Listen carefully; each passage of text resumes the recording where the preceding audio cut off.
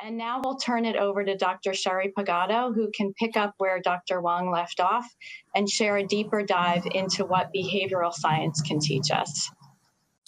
Thank you. So I'd like to talk a little bit about how patients make that decision to wear sunscreen. And I'll also cover some really quick key questions that you can ask patients to really increase the efficiency and effectiveness of your counseling. So as Dr. Wong pointed out, the Fitzpatrick skin types aren't really maybe how our patients think about their skin. They're more likely to classify their skin in terms of race, ethnicity, and this is really often what guides their perception of their risk. I've heard people say, who are African American or Latinx or even Italian or Greek people saying, oh, because of my ethnicity, I don't need to worry about sunscreen. So dermatologists really have that opportunity to sort of change that narrative from your race, ethnicity to skin type, and to advise patients that there really isn't a skin type that has no risk for skin cancer. And so it wouldn't really matter what your race, ethnicity was. I think this is a really important step to sort of disabuse patients of that notion that their race or ethnic group somehow makes them sort of exempt from having to worry about skin cancer. So an interesting list here is the most Googled questions about sunscreen. And so this is kind of fascinating. And look at number 2. Do people with darker skin need sunscreen? So that really goes to show you, and it kind of confirms that confusion that's out there about skin color and sunscreen. Interestingly, number 3 is a question about sunscreen and tanning, and I'm going to talk a little bit about that in a second. Tanning is a big motivator for sun exposure and a demotivator for sunscreen use. So I'll pick up on that in about a couple of minutes. But first, as a clinical psychologist, I thought I would share with you a general framework of how we behavioral scientists think about behavior change, and we're going to apply that to sunscreen. So whenever I think about behavior change, I think of these 3 rules. People are different, context matters, and things change. So let's take that in as it pertains to sunscreen.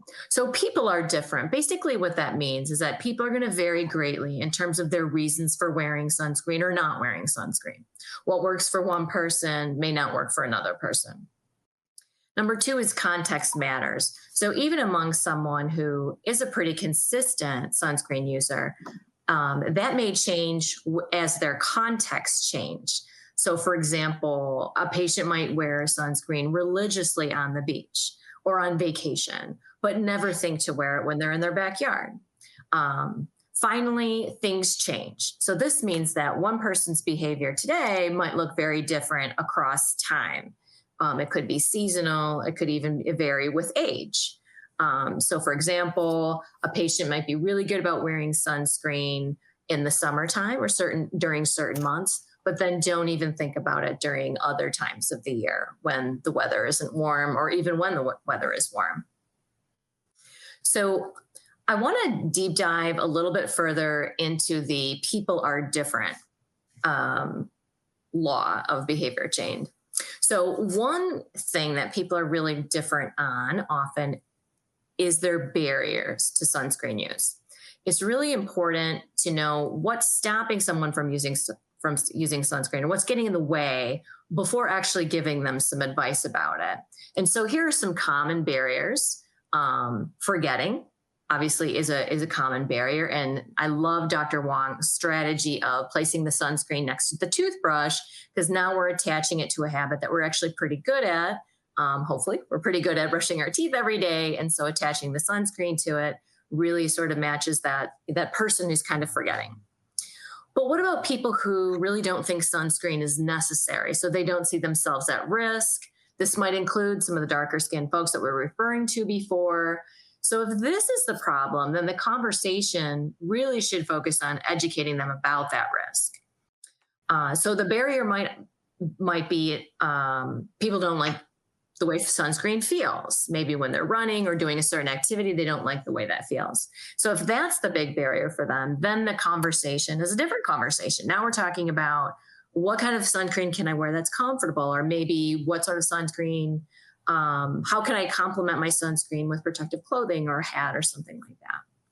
Finally, and this is a topic that I do in a lot of my research as we focus on tanning, is a lot of people are motivated to tan. And so they feel like sunscreen in some ways is kind of a barrier to their tan. And so when that's the case, again, it's even yet a different conversation around perhaps educating them around the dangers of tanning and that tanning is actually skin damage, or alternative ways to get that glow, like sunless tanning products. So I wanted to talk about 3 simple questions, because you only have so much time with the patient.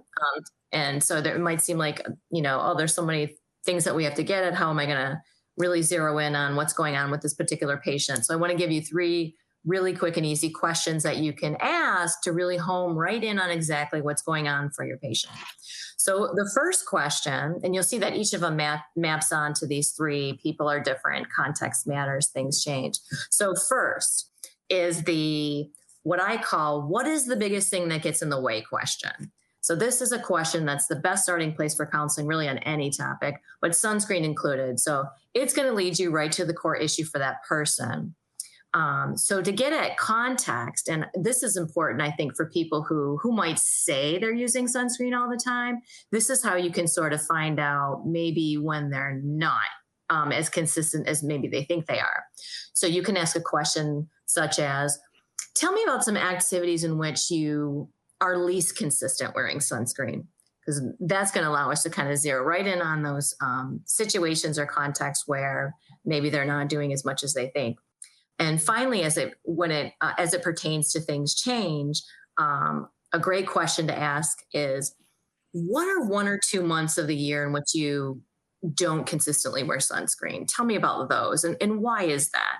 And that will help you focus right in on when that patient who might be pretty consistent most of the time might be dropping the ball. So let's actually try another poll. And so this poll is really is going to get us at that, what is the biggest thing that gets in the way question for you all. But since you guys are all sunscreen rock stars, of course, let's use this question as it pertains to exercise.